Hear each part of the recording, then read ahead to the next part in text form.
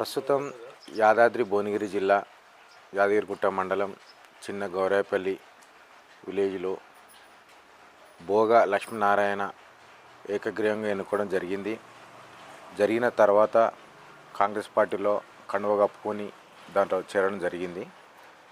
ఆయన ఇంతకుముందుకు ఇచ్చిన హామీలు ఏందో ఇప్పుడు చేసే పనులేంటో ఆయన మాటల్లో తెలుసుకుందాం. నా పేరు బోగ లక్ష్మీనారాయణ. మేము యాదగిరిగుట్ట మండలం చిన్న గౌరాయపల్లి గ్రామ సర్పంచ్ను. నేను ఒక పారిశ్రామికవేత్తను. మా ఊరు బాగు చేయటందుకు నేను ఈ ఎన్నికల రంగంలోకి దిగడం జరిగింది. దానికి మా ప్రజలందరూ సహకరించి నన్ను ఏకగ్రీవంగా ఎన్నుకున్నారు. దానికి బీర్ల ఐలయ్య గారు, మన శంకరన్న గారు, తర్వాత మా సీతబండి సీన్ గారు, సీతబండి వెంకటేశం గారు, సీతబండి శ్రీధర్ గారు, తదుబల నరహరి గారు, తర్వాత మా వంగవాస్ గారు, బో వెంకటేశం గారు, వీళ్ళందరికీ ఒక అభిమానంతో నేను మన సూరశ్రీన్ గారు వీళ్ళందరి యొక్క అభిమానంతో నేను ఏకగ్రీవం ఎన్నుకొనబడినాను.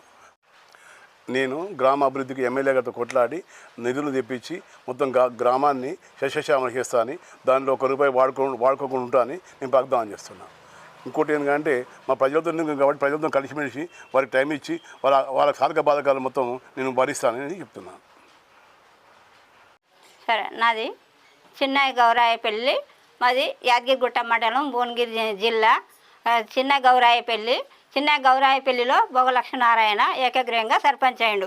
అందులో భాగంగా 5వ నెంబరు నేను బల్ల చంద్రకళను ఏకగ్రీవం అయినాను. మా ఆయన పేరు సుదర్శన్.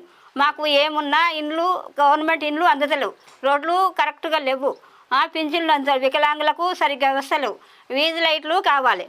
నేను అది ఇందులో భాగంగా నేను ఎమ్మెల్యే దగ్గరికి పోయి కరెక్ట్గా అన్నీ తీసుకొచ్చి చేయగలుగుతా.